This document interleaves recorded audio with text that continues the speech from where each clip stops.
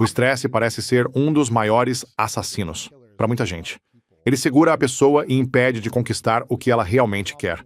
E eu queria entender, um intestino ruim deixa a gente mais reativo e gera mais estresse em quem tem alta performance, em quem é muito realizador?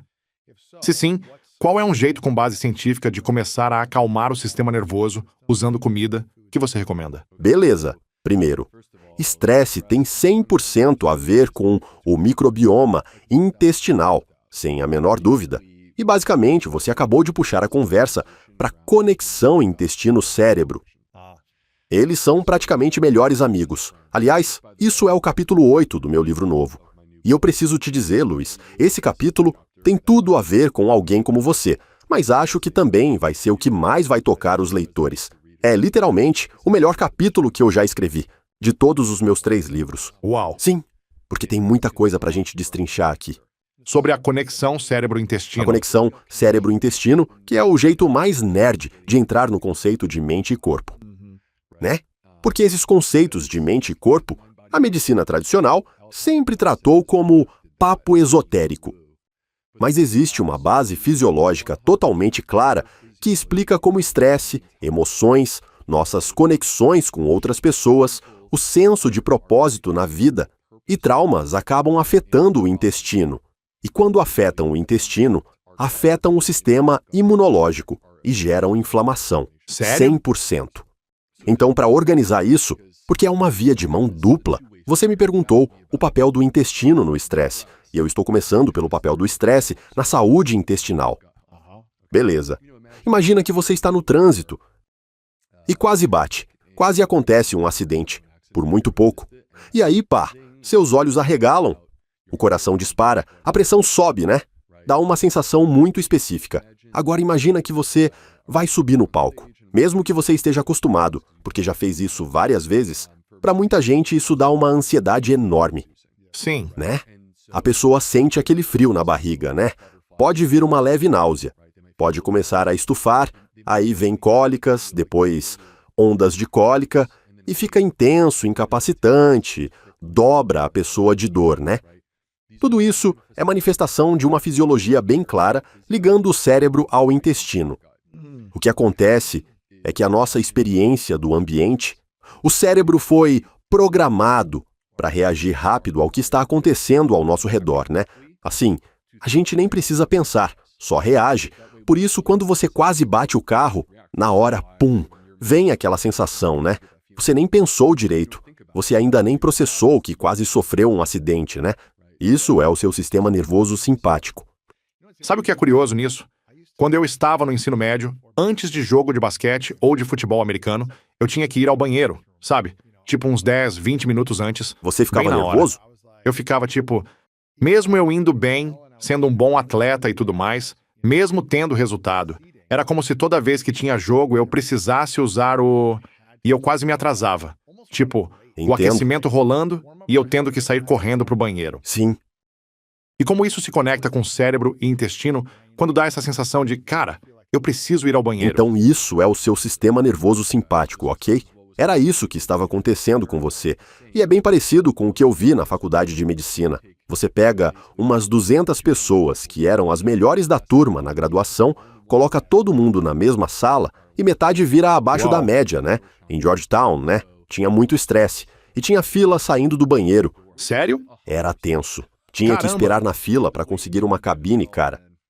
Então qual é a ligação entre estresse e essa urgência de ir ao banheiro? Então vamos destrinchar isso. Dentro do contexto do estresse, que basicamente ativa o seu sistema nervoso simpático, isso é uma das duas partes, tipo yin e yang, do seu sistema nervoso autônomo. Ou seja, seu corpo simplesmente reage. Você não escolhe exatamente quando isso acontece. Acontece, né? Quando o simpático é ativado, o cérebro libera um hormônio chamado hormônio liberador de corticotropina, o CRH. O CRH sai do cérebro, chega na hipófise e dispara uma verdadeira tempestade no corpo. Isso foi desenhado, se a gente voltar para 99,99% da história humana, antes da vida moderna, né?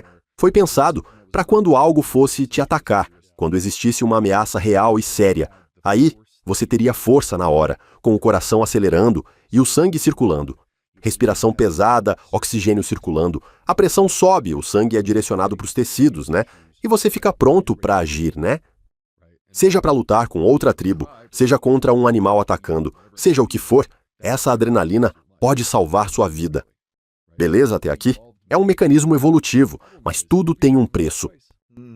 Então você ganha todos esses benefícios, mas sacrifica o intestino. É isso que acontece. Você sacrifica o intestino. E esse pico de adrenalina, esse pico de cortisol, fica fora de ritmo, fora de contexto. Você lembra que eu disse que cortisol de manhã é bom, certo? Mas o que eu estou dizendo é que cortisol não é bom quando aparece do nada, em qualquer horário, sem você precisar. Isso sacrifica a saúde do intestino. E, no fim, o resultado é, quando você sacrifica a saúde intestinal e o microbioma, primeiro você sente ali na hora. Então pode dar vontade de ir ao banheiro, pode vir cólica, estufamento, seja lá o que for, né? Você sente isso. Isso envolve seus micróbios e também a motilidade intestinal, que muda por causa do pico de estresse. E aí isso evolui para outra coisa. Se os micróbios ficam fracos, isso afeta a barreira intestinal. E isso afeta o sistema imunológico. E pronto, você criou inflamação, ok? É assim que funciona com o sistema nervoso simpático. E aí, o intestino enfraquece, e depois, o intestino manda sinais de volta para o cérebro, por vários caminhos diferentes. Quando o intestino não vai bem, o cérebro também não consegue ficar 100% bem. Né? Então, se você quer estar afiado, se você é uma pessoa de alta performance e quer ficar focado, com muita resistência mental, você precisa cuidar do intestino, né? Isso é um passo obrigatório para chegar lá. Dá para tentar se empurrar, usando recursos modernos, tipo energéticos, né? Ou Ritalina, ou algo assim. Mas você está tratando o sintoma, não a origem do problema. Interessante. Então parece que o cérebro também influencia o intestino nesses momentos em que você está ansioso, estressado ou sob pressão, seja numa prova ou num jogo. É quase como se o jeito que você pensa sobre o que vai acontecer influenciasse o intestino ou disparasse esses hormônios, para te dar vontade de ir ao banheiro ou causar estufamento, gases, seja o que for, né? Isso.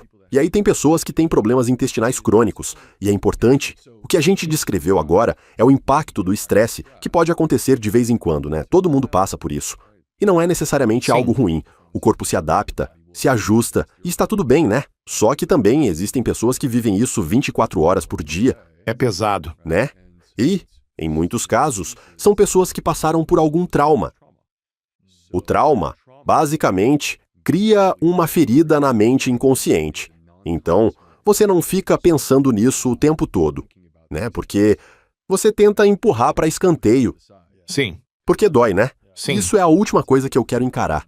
Não pensar nisso. Sim, sim. Só que isso continua existindo. Infelizmente, não dá para escapar disso. Então, esse trauma fica ali no inconsciente. E o que a gente vê é que isso leva, primeiro, a uma atividade cerebral diferente. Então, pessoas que foram expostas a trauma têm hiperativação da amígdala, que é o centro do medo no cérebro. A pessoa vive como se estivesse num estado de medo constante. Sim. Certo? E isso leva ao seguinte: se o sistema nervoso simpático, esse estresse que eu acabei de descrever, certo? É como colocar o pé no acelerador. No contexto do trauma, esse pé nunca sai do acelerador. É um pé de chumbo. É tipo o Toretto nos filmes do Velozes e Furiosos. Nunca tira o pé. Sabe? Descendo a estrada a toda velocidade e você tentando entender. Sim. Como é que a gente vai parar esse ônibus desgovernado, né? Então, o jeito de parar isso, no fim das contas, é curar o trauma. Isso é fascinante. Agora, tem uma coisa que eu queria entender. Se alguém viveu um trauma no passado ou interpretou um evento como traumático, mesmo que objetivamente fosse ou não, mas para a pessoa foi. E isso aconteceu há 10, 20, 30 anos. E aí existe essa mente inconsciente. E a pessoa tenta enfiar isso para baixo do tapete, guardar numa gaveta, ou nunca tratou esse trauma, essa ferida. Sim. A mente não está no corpo, né? A mente é tipo uma energia em volta do cérebro, mas não está dentro do cérebro. É isso? Eu nem sei. Mas o cérebro é diferente da mente. E se você está pensando alguma coisa, isso se conecta aos sinais do seu cérebro e esse sinal desce para o seu intestino. Estou tentando organizar a ideia aqui. Mas quanto do trauma do passado, esse trauma que você interpretou como trauma e não curou, quanto disso afeta o intestino e acaba meio que consumindo o corpo? A gente sabe, com toda a clareza, que pessoas expostas a trauma têm mais chance de desenvolver problemas intestinais específicos. Quem descobriu isso foi meu mentor, o Dr. Douglas Ross, da Universidade da Carolina do Norte. Ele era professor tanto de medicina quanto de psiquiatria. É uma combinação bem incomum para os anos 80, se você pensar, né? Era algo muito à frente do tempo. Sim. E ele estudou quem são essas pessoas com problemas intestinais, o que já existia antes na história delas. E ele encontrou uma associação desproporcional com traumas anteriores, incluindo abuso, mas não só abuso. Claro.